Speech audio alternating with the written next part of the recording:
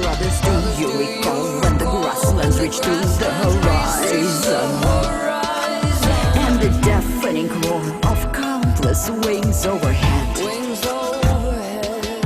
Back when Rome was a village and Britain the Emerald Island. Before we gave up on our future and buried our dead. We're going to, I kind of did something on the fly, and we're going to do a whole episode on the Tasmanian Aborigines. I had come across an amazing work of literature, and this material is going to be absolutely unique. You guys are not going to be able to find it anywhere else. Now, this material is all based on a publication by a Soviet and Russian anthropologist. I'm going to pull up his picture right now. He has already passed away, so this material was put together before I was born. Nonetheless, it is still not outdated because we're talking about ethnographic details. We're talking about excerpts from diaries and notes of peoples who themselves encountered and in some cases exterminated the Tasmanian Aborigines. Nowhere else have I been able to find such a compilation of all-encompassing cultural, religious, socioeconomic, just anthropological and social organization, even material on the Tasmanian Aborigines, as I was in this work of scientific publication work. And this is something that you're not going to find anywhere else, because today we do have quite a bit of sensitivity about colonial and other oppressive regimes, which we probably should. But by the same token, I want to say that we have very little information about these peoples, other than the information that is left to us by the people who were there and who were actual witnesses to the whole genocide, who were a part of this extermination of these peoples. And so we will have to rely in some cases on some of their information, rely on some of their descriptions, because that's the only material we have available. This is Vladimir Kabo. He was a Soviet anthropologist who studied Australian Aborigines, who lived among the Australian Aborigines, was very familiar with them, has dedicated his entire life to the study of Australian Aborigines, and had absolutely vast amount of experience to draw upon in order to compile this very detailed analysis of everything we know about the Tasmanian Aborigine peoples. And he has passed away in 2005, and I doubt you're going to have access to this information in any other source out there on the internet, unless you can read Russian scientific publications. So the information I'm drawing is from Kabo's book, and it's Tasmanians and the Tasmanian problem, or the Tasmanian question. And it was published actually in 1975. And we are on our episode, we're on 39, I think we're on 39 of our lovely podcast. People who are watching this, if you like what we're doing, please like us. I know YouTube is doing weird stuff to their like options, but like us anyway, comment, I don't know. I think we're putting in pretty good work here. So, alrighty. So I'm going to just pretty much go through the material. Hopefully I'm going to be able to get through this pretty fast. And I wanted to open by reading some quotations from some of the people who were the first Europeans who encountered the Tasmanians as a peoples. So in 1869, William Lennie died, and he was the last Tasmanian. And 7 years later, in 1876, about 70 years of age, died the last, pure 100% Tasmanian Aborigine woman. Her name was Turganini. I've mentioned her during our last episode. She died alone. She died having witnessed the destruction and the death of her entire peoples. And she died more or less in exile. She died dressed in Western clothing. She died unable to speak her own tongue to anybody around her. And this is probably one of the most tragic lives I can imagine. Okay, is this sharing? Can you guys see my screen? So this is Turganini, and this is the woman who watched her family murdered, who watched her sister taken away by sealers, by people who were out there, Europeans who were out there hunting seals. She watched her father, her uncle killed them before her eyes. She watched her fiancé murdered before her eyes. She was repeatedly raped, and pretty much after that, she was the very few last remaining peoples of all of the tribes that once upon a time lived upon the island of Tasmania, which was not called that, of course, by the people who lived there. She was relocated to a nearby island. Was the last 300, roughly 300 survivors. She watched them die one by one. And when finally the last 15 or 14 of these people were again forcibly relocated to yet another island where they could see the land, they could see their homeland from the shore, and they couldn't get there. And this is, and more after she passed away, she wanted, the Tasmanian Aborigines traditionally cremated their dead most of the time. She was not cremated. Her body was, of course, kept for science. It was then put up on display in a museum in Tasmania. So most unfortunate life. And I think the strength that this woman exhibited, the horror that she suffered through, I mean, I don't think there's any peoples that can really much relate to what she must have felt. So it took the Europeans about 70 years to exterminate the Tasmanian peoples altogether. From population of estimate, I mean, the estimation goes anywhere between 20,000 to, but in reality, it's probably more like 6 or 8. So that was likely the population at the time when Europeans first arrived to the island. In 70 years, there was zero, as in none. So Turganini was witness to the very death of her own peoples, to the disappearance of her entire race, basically.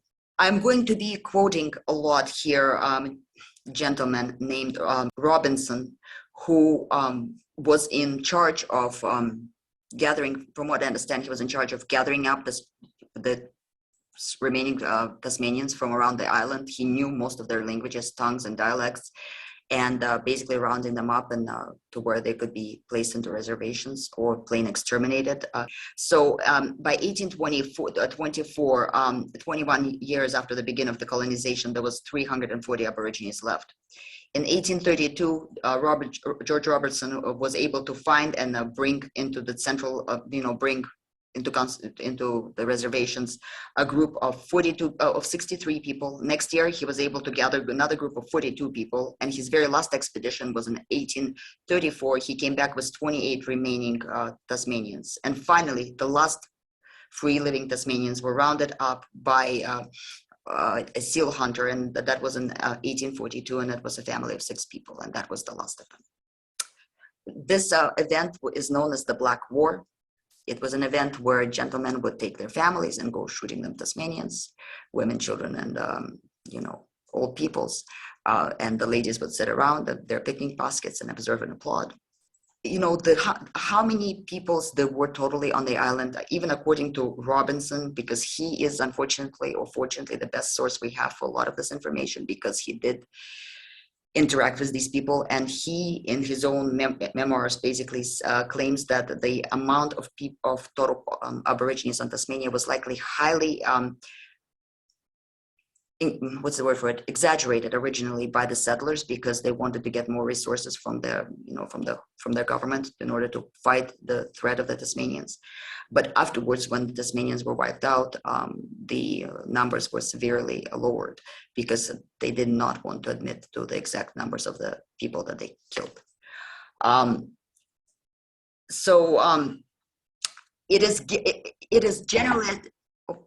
It is generally assumed that we're talking about 20 different tribes. Now, again, when we're talking about the word tribes applied to the Tasmanians, we're not using it in the normal sense of the word tribes. We're using it as a placeholder term, because Tasmanians, just like the Australians, did not really have tribes in the same sense that we know tribes in early European, Americas, and so on and so forth. These are more like a geographically attached groups, oftentimes a kind of fission fusion family groups that together in a number of groups forms a singular kind of community, but that doesn't really have a self-identity other than the name and the land that they are related to. And the groups within that community can break up and meander throughout the territory as needed, according to the seasonal variations and food and other resources, and then gather again and then come apart. But at the same time, they all know that they are part of the same group, the same community. So, Rob, it's generally assumed that there was about 20 total different distinct of the communities, like these tribes, we're going to call them.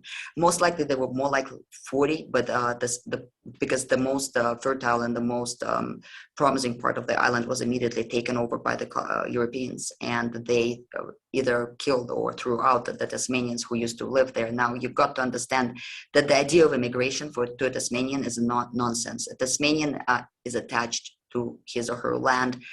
He or she, even their language themselves, consists of geographic. You don't say, let's say, to the left of me. You say mountain that's called the Great Mountain of me. So even their grammar structure is attached to the specific geographical locations. They did not, just like Australian Aborigines, did not see themselves, imagine themselves, or could comprehend survival outside of their territory, of the land that they were born of and belonged to. And that's why women were oftentimes married at a very young age in Australia, for example, because at the age of 8 or so, a girl would move on to the tribe, to the group that she's going to be a part of, because she's going to spend the next X amount of years learning the land, learning the resources, learning how to cultivate, not by cultivate, I mean how to gather up resources, plants, and so on and so forth. In other words, because Tasmania has so many varied climatic zones, if you moved from one region to another, you pretty much are likely to starve to death unless you went through a lengthy process of education on how to use these resources. So when Europeans originally took off as that part, the most fertile part of the island, they exterminated the peoples who lived there, and so probably about half of the tribes right then and there just disappeared off the map before they were ever registered. So the very first Europeans who arrived in November of 1642 were led by Abel Tasman, and let me pull up his image real quick. First of all, I mean, I have these are some of the, images of what Europeans were doing, that the European artists have left behind them. I mean, this is the hunting of and killing of these peoples. Like I said, these were joyous occasions that were watched by their spouses and their daughters and rather enjoyed. This is the portrait of Abel Tasman, in whose honor the island was going to be eventually named. He did not name the island that. He had named it something else, but nonetheless, the island wound up having his name. And so when they landed on the island, he writes, he heard human voices and also other sounds that sounded very much like sounds of a horn or a gong that were coming from nearby, but he did not see anyone. And they saw columns of smoke rising up here and there. And at last they noticed two trees, very thick and very tall. And these trees were covered by cut-in kind of steps made by likely stone implements. These steps formed a kind of a ladder along which a person could climb up the trunk to the very top, either to acquire the bird's nests or in order to observe the surrounding. On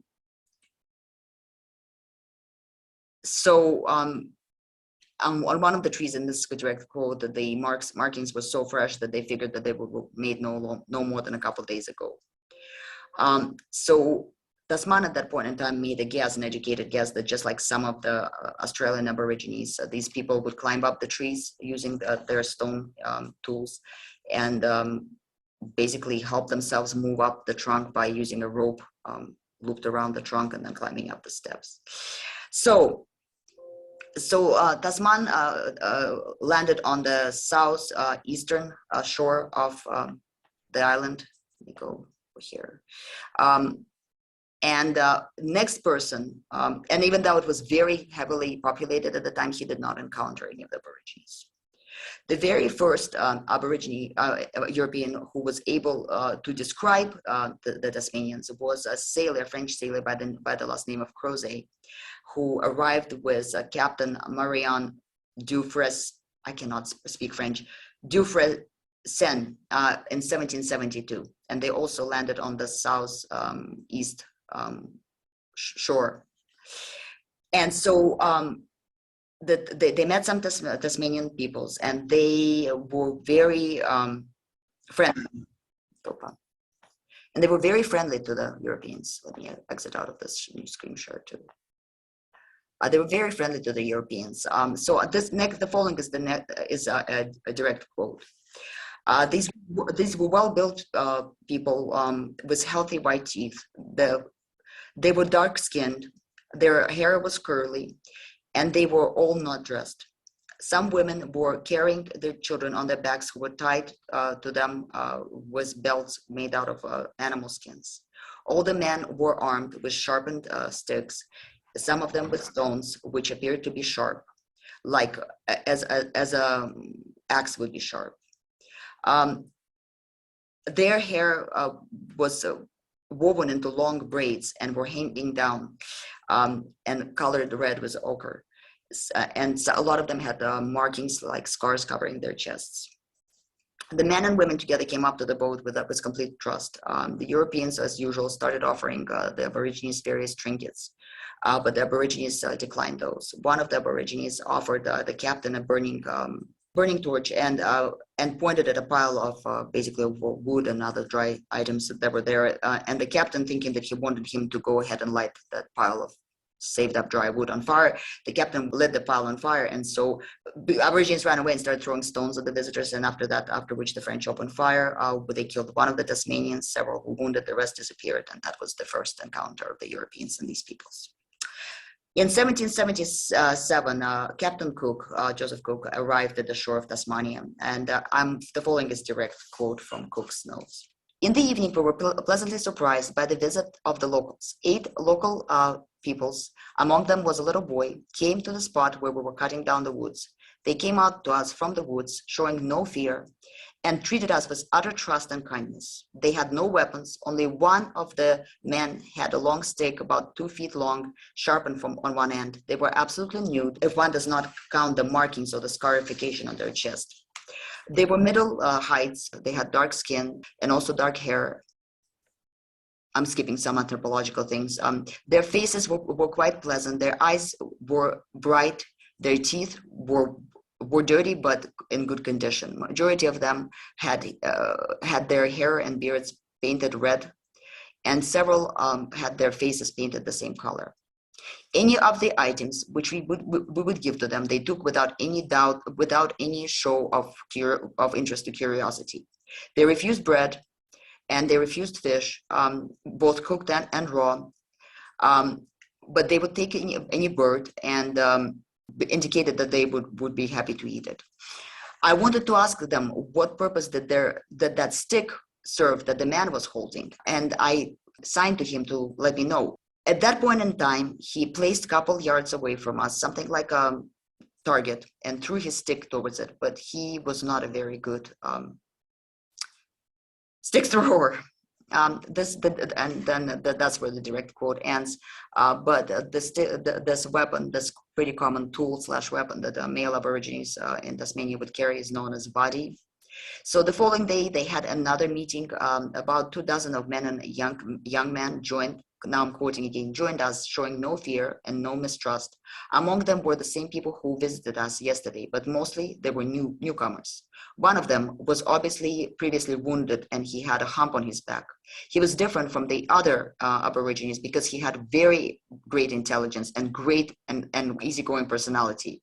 And he showed this great personality under any circumstances. We really regretted the fact that we could not understand his language and speak to him. A little bit more in the description. Some of these people had 2 or 3 strings around their neck made out of some animal hide. Others had similar kind of really thin belt made out of a skin of kangaroo around the ankles. They had no other decorations. They all showed, and this is commonly by all Europeans, that Tasmanians showed absolute disgust towards any sort of fish, but they would eat other products of the sea. They were not interested in metal or any metal productions, I'm quoting again, and they had no interest nor knew anything about the fishing hooks.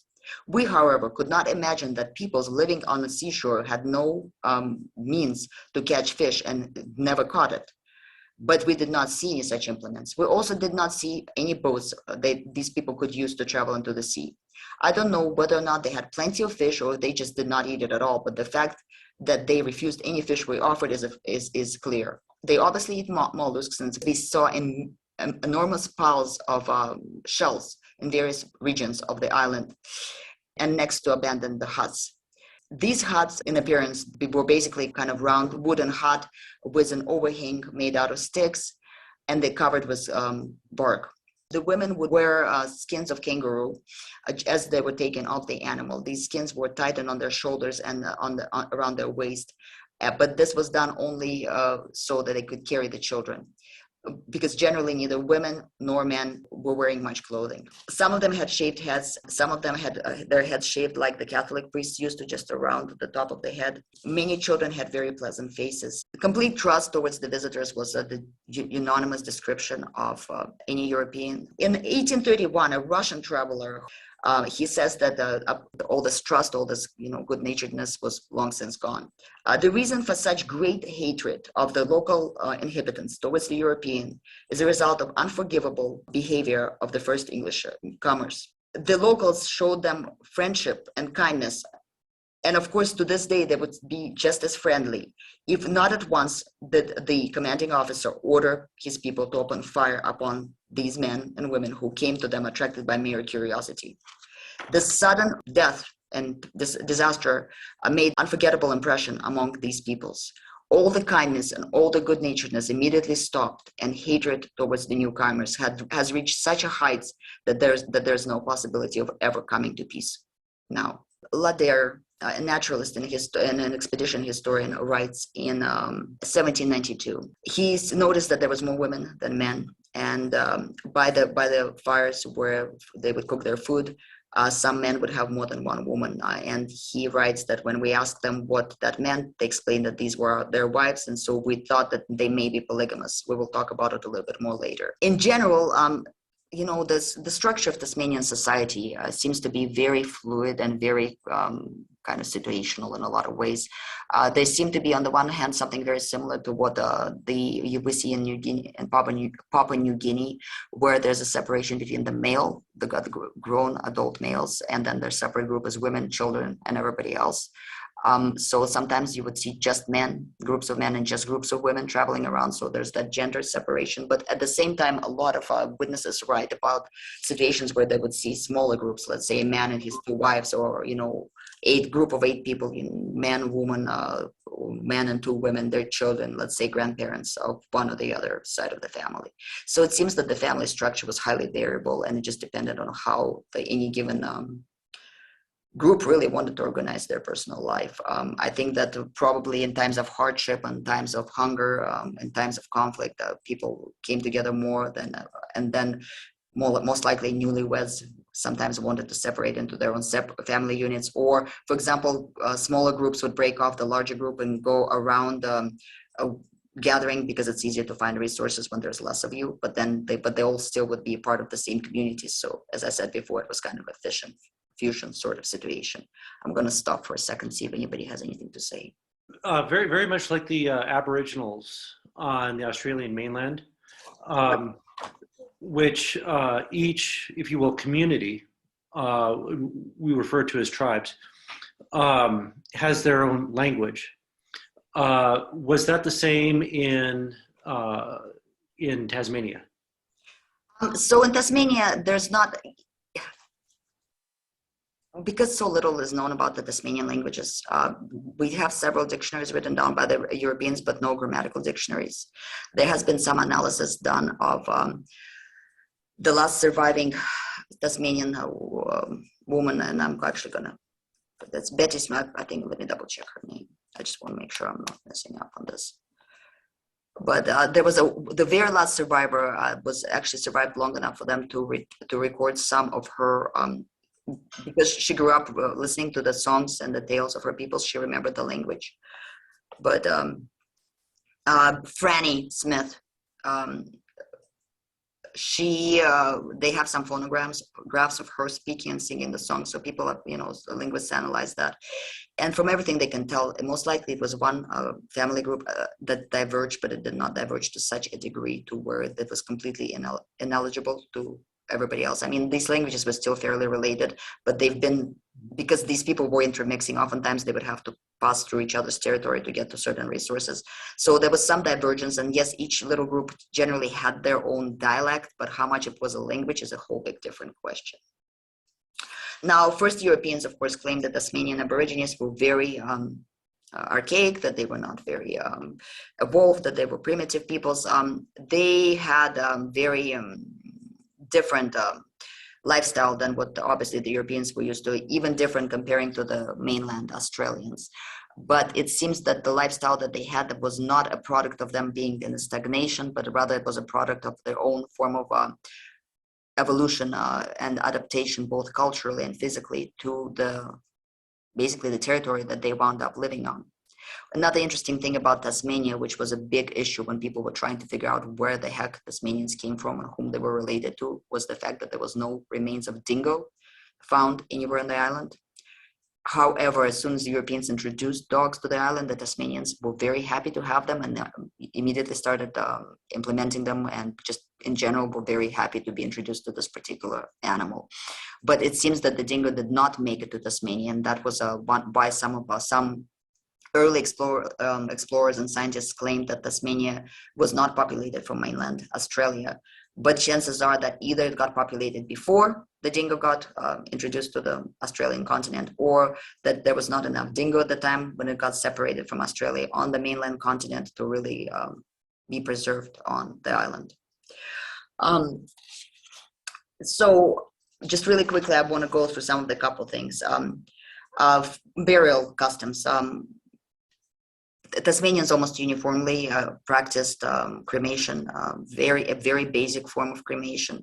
Oftentimes they would tie up the individual to be cremated, practicing the ritual of what's very commonly known in all kinds of cultures, when you somehow damage or tie up or otherwise disable the body so the dead does not come back to haunt you after they're gone. In general, it's repeatedly mentioned by all European travelers and all European explorers and colonizers that the Tasmanians were very, just like the Aborigines, you don't speak the name of the dead, the idea of the spirit of the dead coming to you was not a very good idea. The dead were very much feared. An interesting thing, when the Europeans arrived on the island, the Tasmanians, after their lovely experiences with these lovely European newcomers, decided that they were the living dead and started using the same terminology to describe British as they did to describe their own dead evil spirits. Moreover, because the land of the dead in Tasmanian mythology, from what little we have information on, is supposed to be a faraway island where the souls of the dead go to, they started thinking that England was in fact the land of the dead.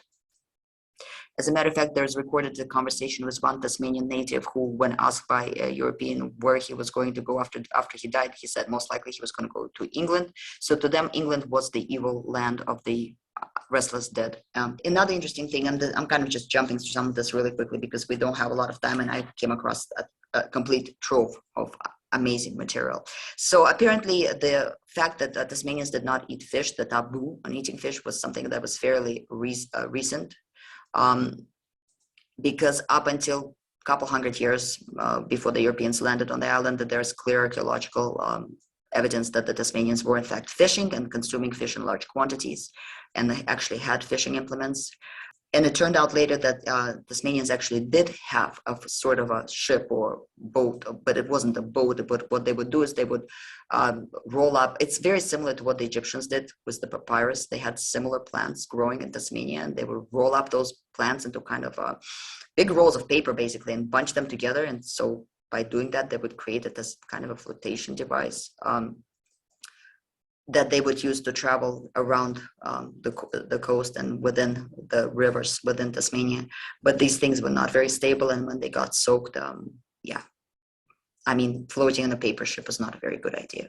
Art-wise, very little is known about art of the Tasmanian Aborigines, but there is some evidence left. There are some locations where some evidence is left, and also there are some things that are mentioned by the people who encountered these people. For example, the Tasmanians oftentimes would paint their body. Also, they would paint the walls of their homes.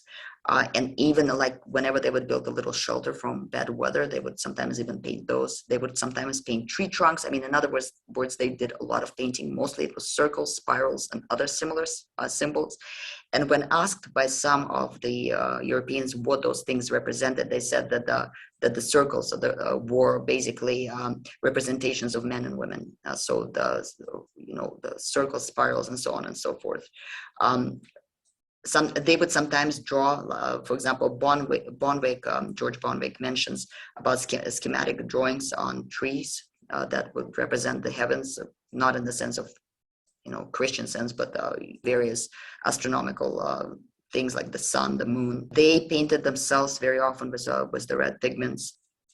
They also extensively used scarification, and from what we can tell, that was used to cure illnesses and also as a part of coming of age, initiation ritual. But oftentimes when a person had an illness, the part of the body that was hurting, they would slice it open and let it bleed out, and that's how the scarification was acquired. I mean, all the explorers say that all the Aborigines had very deep scars all over their chests, all over their arms. Moreover, later on, when they acquired dogs from the Europeans, they started marking their dogs. How cattlers, people who have cows, they do the branding of the cattle. Well, the Tasmanians seem to do the similar thing to their dogs to distinguish what dog belonged to what tribe or what dog belonged to what family. Anybody else wants to jump in real quick? In Uganda, the Karamojong, they equate. They'll actually cut the ears of their cattle, and it's a form of ear branding. Right. And so the number of cuts on one ear or the other ear correspond with the owner's own scarification on their body. Yeah, and when you have darker skin, scarification works a heck of a lot better than tattoos, so that's why it was so common. Now, these people did build homes. So from what I understand, really the Tasmanian population, if we can separate them at all, we can separate them by people who lived on the western coast versus those people who lived on the eastern coast. So the people who lived on the eastern coast did not really build very many settled homes. They mostly would build wind barriers, and they mostly led kind of more of a hunter-gatherer, meandering kind of lifestyle, to where the people who lived on the east coast, they built fairly large, round, domed houses that seem to be more or less permanent villages, where, for example, a family, sometimes these could be more than 2 meters tall and 3 meters round. Well, 2 meters is about 7 feet, so 3 meters is about 9 feet. So up to 15 people could live in one of those homes, and plus multiple dogs. And sometimes they lived in that home for more than half a year, 6 months. But where on the western coast, the Tasmanians, Aborigines mostly just kind of meandered and followed the food pattern. And these are the people who lived heavily from the sea, who gathered up seashells and various mollusks, to where the other ones, the people on the western side mostly were hunter-gatherers, and they didn't often build permanent dwellings, though they knew how. They walked around mostly nude, even though the temperature could get pretty low and still gets pretty low in Tasmania. Only the elderly or the infirm would wear kind of wraps or kind of, throws made out of skins of animals. And women would also use those to carry their kids around. But they also wore shoes, something like akin to moccasins or sandals. So that's something that they used. Their primary tools that they used, most of their industry was really stone industry. Archaeological record shows us that the Tasmanians originally, when they arrived there, they did make tools out of, for example, of bones and so on and so forth. But by the time the Europeans got there, they mostly were using stone tools and wooden, very few wooden implements and not much anything else. Okay, so I'm just going to show you a couple of pictures of these tools that they used. There was originally much talk about how they're tools that they used because they were so quote unquote primitive. So here are some of the tools. For example, one is something for pointing for poking holes through something, right here on this diagram. 2 is a sharp pointed tool that's similar to Peary, an Australian tool. Number 3 is a sharp, so majority of their tools were made of stone or wood, but they were kind of generic. They were not specialized to where in European, for example, tradition, we see a lot of very specialized tools, needles and scrapers. These seem to be more generic. They could be used for scraping, so at the same time for hacking. So for example, here, yeah, so here, for example, 1 is, they don't know what that is. They just say something with a hole in it. Number 3 and through number 4 are scrapers, various scrapers. But most of them would carry these things around with them everywhere they went, because they could use them to climb up on trees, for example, or, break up animal hide if they needed to skin an animal, and so on and so forth. Men and women also had different sets of tools. Men oftentimes carried these body with them, which were basically more or less sharpened sticks that they used for hunting and for poking things that were in the way, and generally for conflict. It was just an all-around male implement. The females carried around them kind of a flattened, carved out, almost like a small shovel-looking thing, which they used to mostly to acquire various things from the ground and also mollusks. There was a separation, of course, like I said earlier, between what tasks were performed by men and women. In a lot of pre-civilization societies, the men were, and this is common all over the world, men would be hunters, and men would do nothing else but hunt. And by nothing else, I mean nothing else at all. The woman makes the house, the woman, gathers all the majority and probably up to 90% of overall sustenance. The woman cooks, the woman cleans, the woman makes clothing, the woman carries heavy stuff. May I tell you a very 75%. in some cases up to 90, depending on the bad season and so on. Yeah, 75%. In Australian Aborigines, for example, it's higher. David is still trying to log in. He did something weird to his computer. But can I tell you guys a sexist joke? Okay, so first of all, I want to apologize to the representative of the great and proud peoples of Chukcha. Unfortunately or fortunately, in Russian humor, Chukcha has become kind of the kindly but not a part of the civilization, different kind of aborigine of the north sort of character, who's usually good-natured and kind of clever, but not a part of civilization. So here's the joke. Chukcha is sitting on the shore of a river. His wife is, running around. Chukcha says, "Wife, boat, water." Wife pushes the boat into the water. Chukcha's sitting there. He says, "Wife, me, boat." The wife picks him up, puts him in the boat. Chukcha says, "Wife, boat, river, city." The wife starts, gets on the oars and starts rowing. They are going past the shore, and up on the shore, there's a neighbor sitting, another Chukcha, says, "Hey, Chukcha, what are you doing?" "I'm taking my wife to the hospital to have baby." That's not that far from reality of how these things worked. And a lot of traditional societies, oftentimes it's the females who do all the heavy work, because the males are A, the hunters, B, they need to have the hands free all the time, so carrying of the heavy stuff and so on and so forth is up to the women. And that's why a lot of times Europeans would not find the women, the same women attractive as the locals would, because if you live in that kind of society, you want a wife who's mighty, who can pick up a lot of weight, who can walk for miles, who can carry everything and not break. So all these nice, delicate, elegant, pretty females that we enjoy in our modern culture were completely they were just useless. As a matter of fact, they were probably dead by the time they were of marriageable age. Anybody wants to say anything? Is there anything written there in that Russian account of the stone tools of any specific kind or type of stone that was used? You know what? I did not see anything like that. From what I understand, they just used whatever was handy. It was not very. They were polyfunctional, is what they call it, polyfunctional one. So I think that they would just. I'm thinking they didn't have good stone. I don't know if they had good stone or not, but that's one thing I did not notice is the type of stone. I mean, I read the whole book. It's about 200 pages, but though I assume that they pretty much used whatever they could come across and was workable. Another thing that I really quickly want to say is that Tasmanians, this is also seen occasionally with some Aborigine people, but it's much more seen with us with Tasmanians, where they would use flat stones to lay out certain patterns or shapes. They also Europeans noticed that within the the overgrowth, within the more forested areas, there would be almost like pathways laid out with flat stones to where they would be the framing a pathway, keeping it clear. So, but they also would do, for example, on the sand of the beaches, they would do spiral shapes, circular shapes. Something similar is oftentimes seen in, prehistoric Europe. And these things were supposed to represent peoples. And there's a very, give me 5 seconds. I want to find this quote since we're speaking about the stones.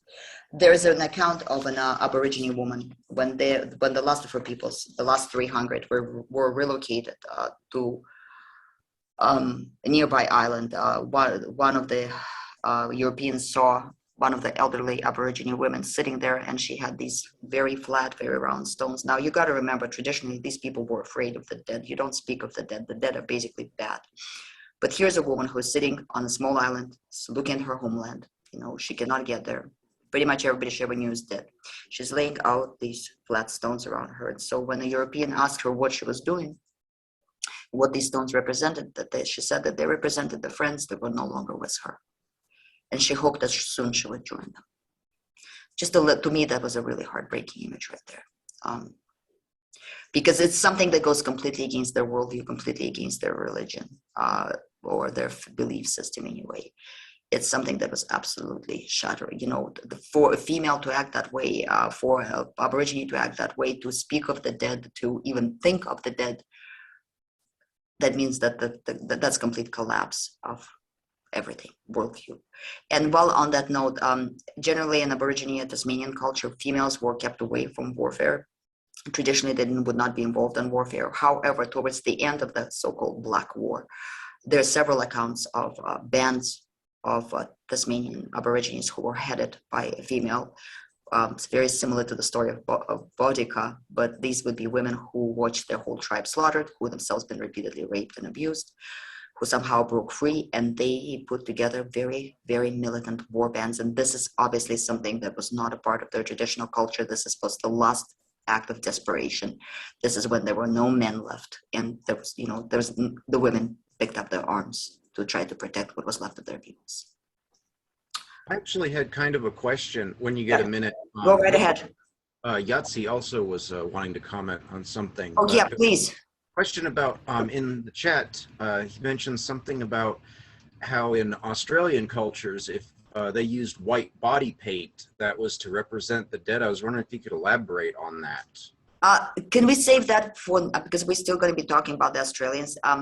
Of course, yeah. I just wondered if there's any connection to the Tasmanian culture, maybe, and how they view the Europeans as possibly being, dead people. Possibly, I saw no accounts of that, but it doesn't mean that wasn't the case just because we're missing so much information. Yeah, so did you want to step in and say something? I'm sorry if I...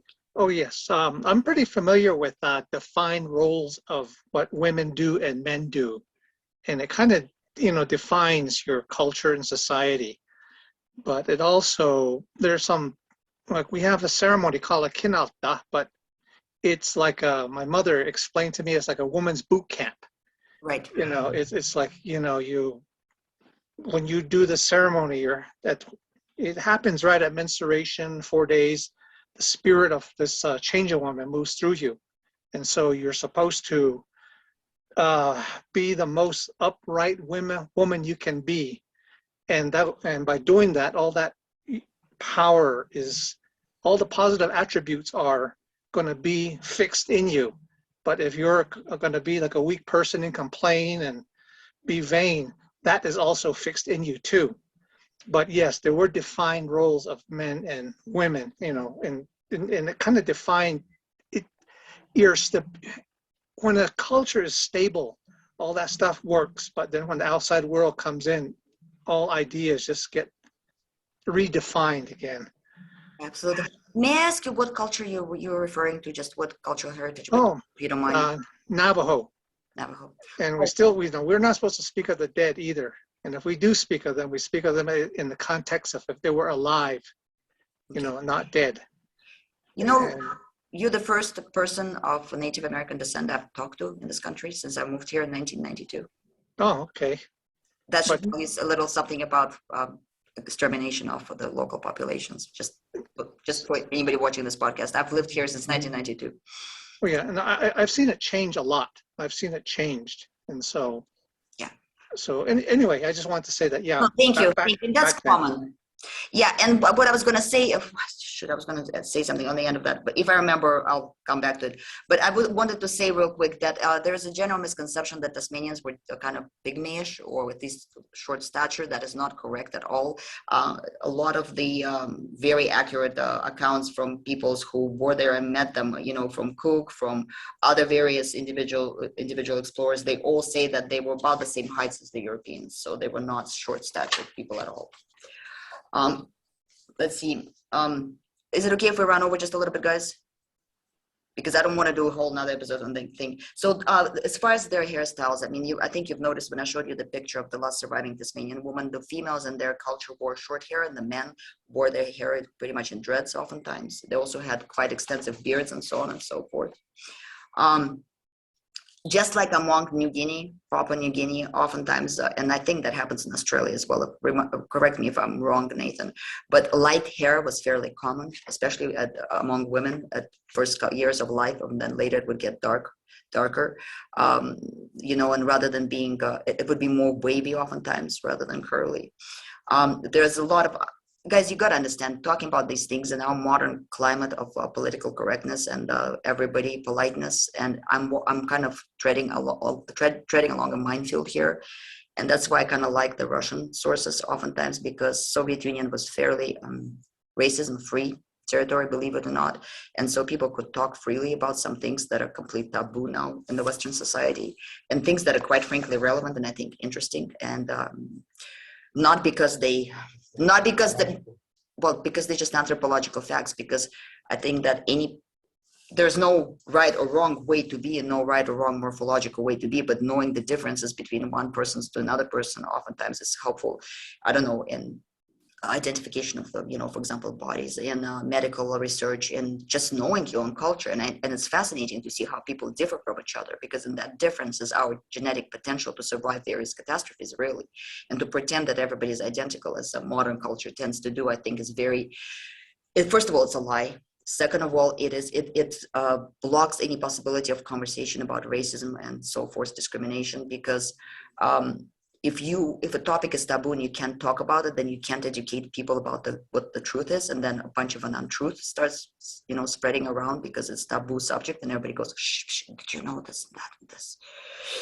So I think that anthropological information is very useful, but it's completely taboo in our modern society, and so I'm being very careful about how I express certain gender, certain anthropological and physiological terms here. But it is interesting, and it helps, sometimes it helps you to figure out where people came from, whom they're related to. Like in case of the Tasmanians, the instances of light hair, people born with light, almost blondish hair, shows us that they are directly related to the people who populate Papua New Guinea. Another interesting thing, we talked about their groups or their tribes. These tribes or groups really oftentimes were mostly defined by of course, territory that they were attached to, and you could not. If you were getting married, sometimes you could relocate to your spouse's territory or your spouse's family's territory. But if a tribe could not up and move to a different territory because you were of that territory, you didn't own the land owned you.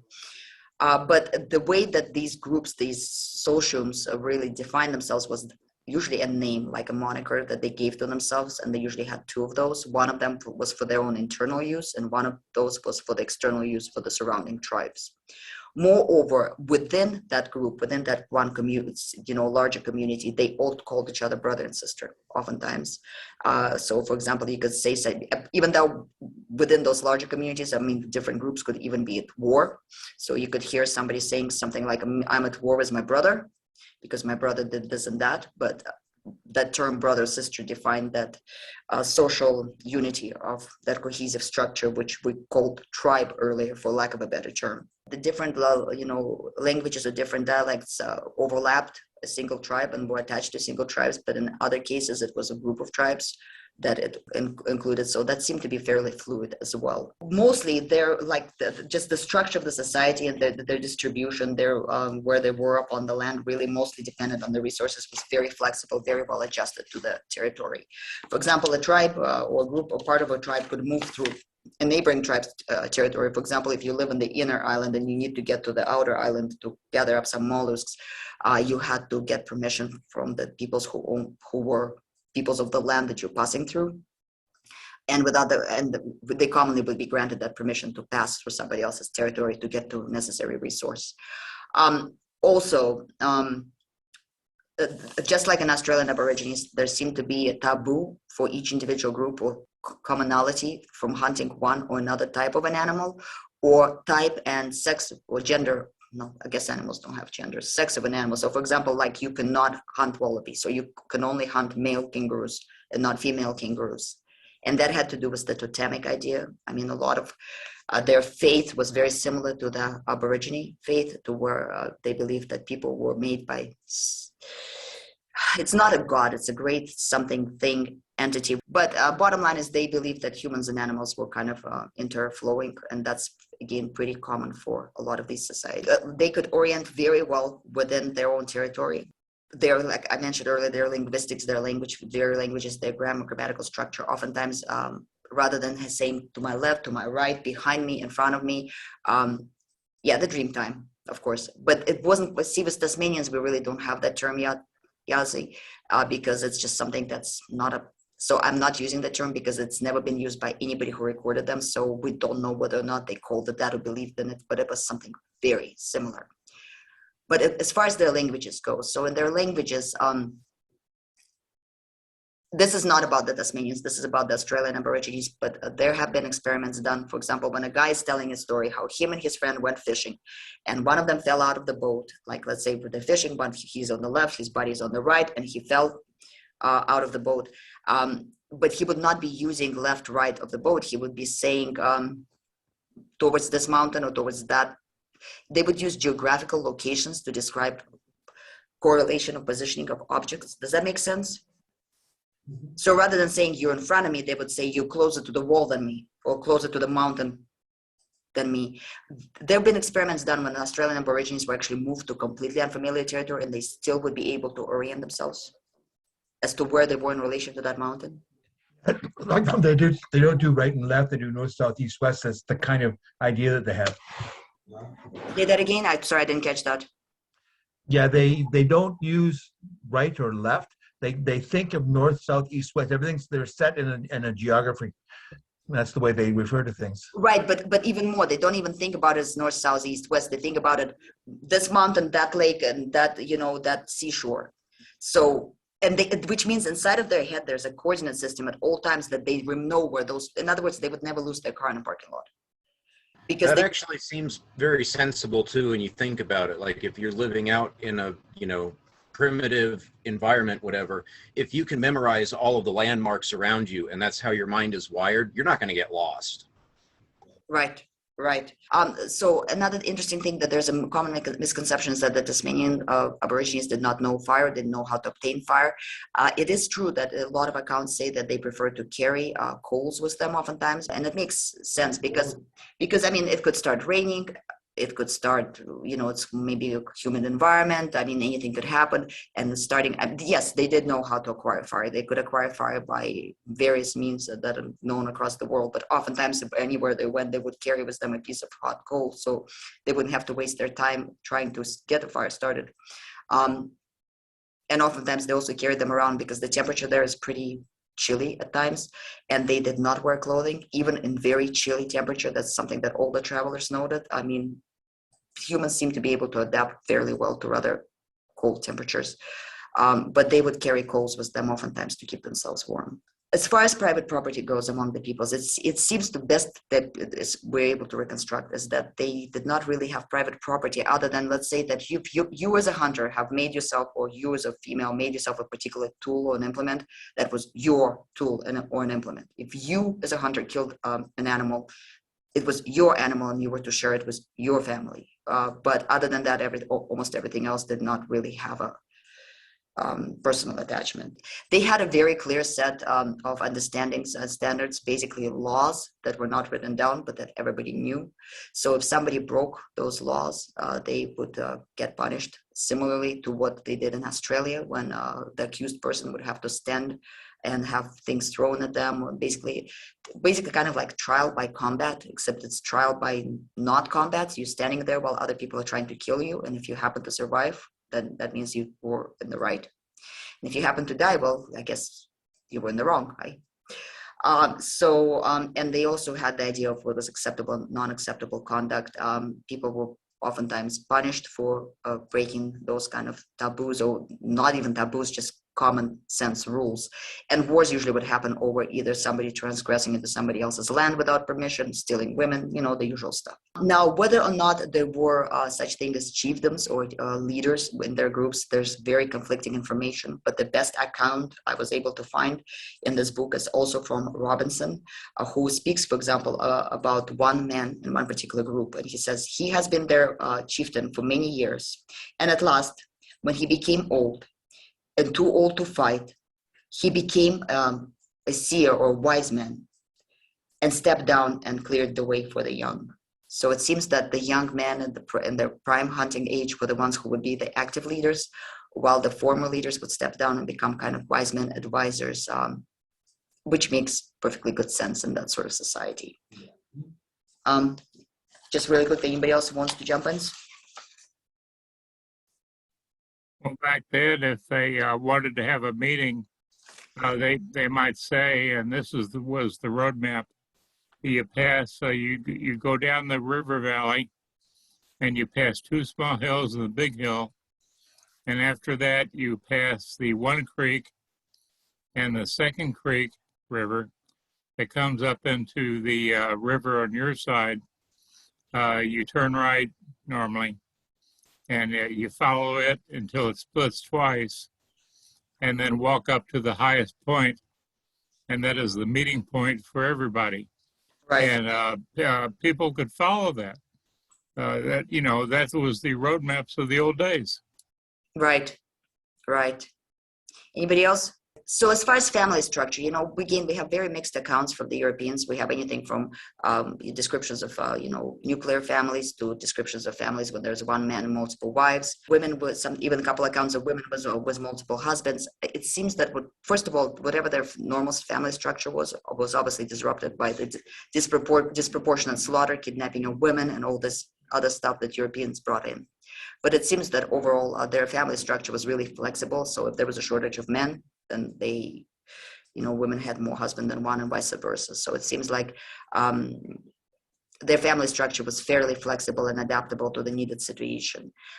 Just like in Australia, a young man who wanted to marry a female had to basically feed her parents as well. And oftentimes the parents would wind up living with the young family or with the tribe of the man. Occasionally the man would move in with the woman's family. So that's, again, very flexible, very adaptable to the conditions that they were facing. Very little is known about their religion. From what we understand, they had some mythology that was very similar to what the Australian Aborigines had. They also had some cultural heroes. For example, there was a pair of heroes apparently who brought fire to the peoples, which is a very common theme. They had some stories about how various stars and star formations up in the skies were formed. They did not like the dead. They were afraid of the spirits of the dead. They did not speak the names of the dead. But by the same token, they believed that if your dead ancestors, your best friend, and your dead strangers, your worst enemy, sort of thing, and that the same spirit could be at the same time benevolent and malevolent, like we talked in our shamanistic cycle. It depends on what relationship you happen to be in with the spirit. They did believe in some greater entity or personality or some sort of force, personified creature that once upon a time made the reality come into being, that kind of drew out rivers and made all the animals and peoples. But as far as they knew, that entity got downcast at some point in time and turned into stone. As far as weapons go, they did know, by the way, another common misconception that the Tasmanians did not know any of the same weapon advances that the Australians had. For example, the boomerang what's the name for the throwing stick? You know, the thing to extend. They did know those implements. Atlatl. Yeah, atlatl. Thank Yeah, you. actually, it's actually atlatl and spear.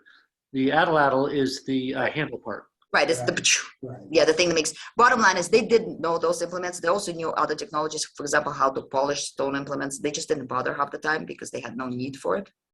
But multiple times I'm in conversations, Tasmanian Aborigines did say that they knew those technologies, they just didn't use them. And that might be one of the reasons why the Tasmanian culture appeared so primitive to the first Europeans who encountered it.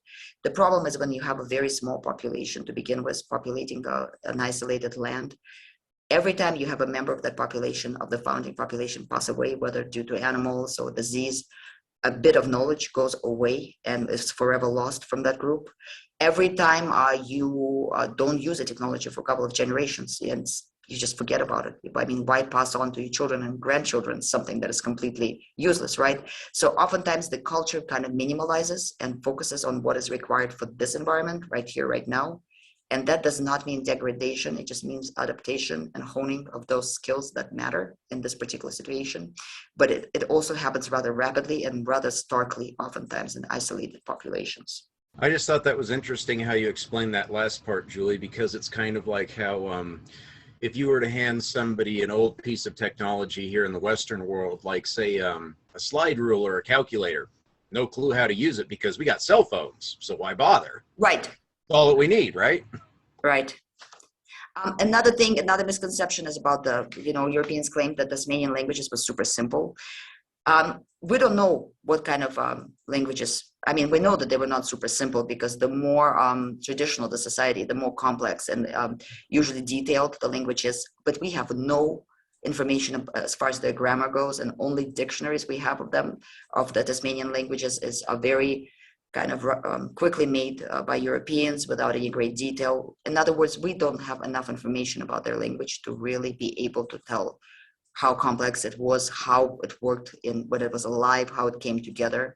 All we can tell is that the languages of Tasmania are pretty closely related to the Australian, a lot of the Australian languages.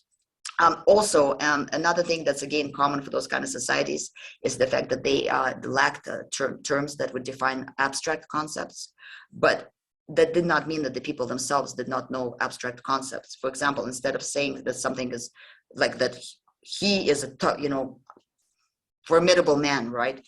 Or like strength of spirit, they would say strong as a stone. Does that make sense? In other words, they would use concrete terms to describe abstract concepts. So instead of the soul, they would call it, I don't know, the part that lives inside your head. In other words, you would use very common terms to express more metaphorical, more metaphysical ideas. We do that in Western culture too. It's like I could come up with a gazillion different sayings. One of my favorites when we're talking about something abstract and say, well, it's tough, unbreakable, whatever in an abstract term, you can just say tough as nails because you can't break nails, you bend them typically. Oh yeah. For my culture, for the idea of the soul or the spirit, we use the term wind. It's the wind of the creator that moves through everything, giving everything life, plants, animals. That's like a spiritual wind or breath. But then there's also a wind, that like a physical wind also, like, that it blows on your face every day. That's not unique to Navajo. In Hebrew, ruach is spirit and wind. In Russian, soul, duch, is the same as dechania. Almost, and these are languages that are pretty much as separate as you can get. I mean, you've got completely different linguistic families, and the same thing: wind, breath, spirit.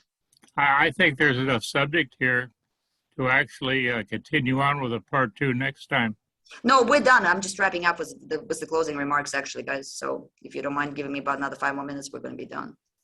I just want to finish with the words of Cabo himself, the gentleman who wrote this book, who pulled together all this information, who went through all the French, English journals, Russian journals of travelers, pulled together all the anthropological studies and everything else. Here's how he concludes the book. He says, it seems that many Europeans who came closely in close contact with the Tasmanian Aborigines recognized them as being extremely intelligent, very receptive to European culture, that they had a great sense of humor, easygoing personalities, and generally good-natured peoples. The Europeans were shocked and surprised by their ability to adapt to life under any conditions, and bravery and kind of humor. Tasmanian children who were taken into European schools oftentimes outstudied their European peers. They easily learned English and other languages. They wrote and read in English very easily and could easily do any task that a European could with proper education. In 1834, several boys were placed into a school for orphans. Their teachers said that the boys were unbelievably talented, that despite the fact that only less than a year before that they were living in the jungle, living in the forest, hunter-gatherer lifestyle. They seemed to be quicker witted, had more capacity for learning things than their peers from the civilized societies, simply because in hunter-gatherer cultures, peoples understand that knowledge is pretty much life or death. And I want to finish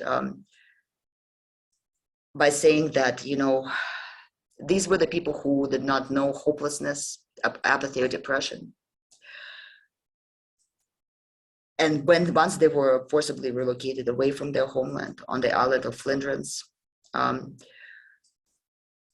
Calder is one of the peoples who wrote about them. He says that he speaks about the Tasmanians who would for hours sit on the shore of this island and stare back at their homeland, wishing they could return.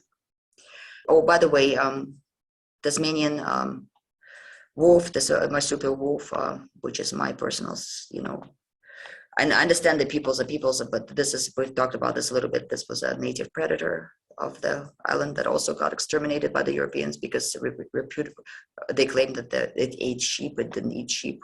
These are some of the last Tasmanians. This was the last group of the Tasmanians that was relocated and relocated again. And so out of the original 300, so about 340 survivors, there was in the end only 14 people left. You can see that they're dressed in European clothing. The same peoples again. The same peoples again. There's Turganini right here. This is a picture Europeans drew how the hairstyles of how the males oftentimes looked. Again, another image of the European image of those people. The same picture again. These are just some portraits, and that's Turganini. And that is all.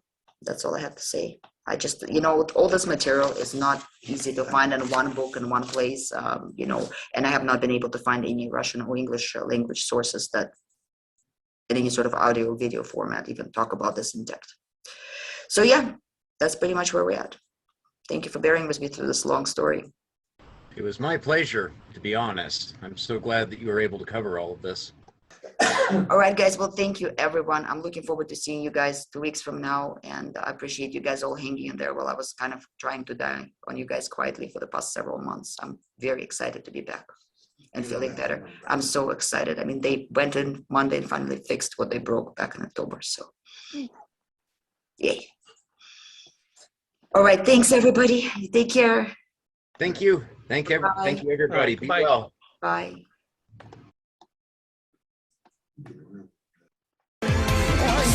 Of a campfire, their laughter go electrical glow. Both cast our shadows as our legends unfold.